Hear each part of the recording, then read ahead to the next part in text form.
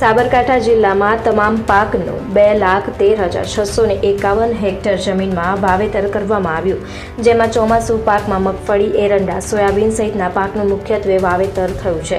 સૌથી વધુ મગફળીનું 82,632 હેક્ટરમાં વાવેતર કરવામાં આવ્યું છે. જેની વાત કરીએ તો આ વર્ષે તો પહેલા વરસાદ ખેંચાયો અને પાક મુરઝાવા લાગ્યો. ત્યારબાદ પાકમાં વિવિધ રોગ, ફૂગજન્ય રોગ, વિવિધ જીવાત અને ડોર પડવાને લઈ નુકસાન જોવા મળ્યું, જેના કારણે ખેડૂતોના પાકનું ઉત્પાદન ઘટવાની ચિંતા ખેડૂતોને સતાવી રહી છે.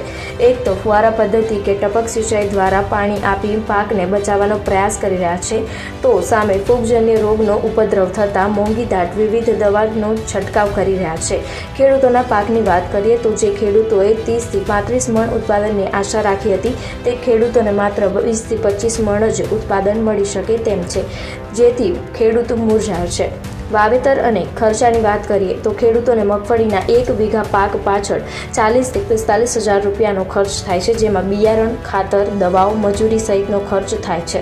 છતાં પણ આ વર્ષે ઉત્પાદન ઘટવાની શક્યતાઓ જોવા મળી રહી છે. તો આ ઉપરાંત પાકમાં વિવિધ રોગ, ફૂગજન્ય રોગ, ડોર નામની જીવાત આવતા ખેતરોમાં નુકસાન થયું છે.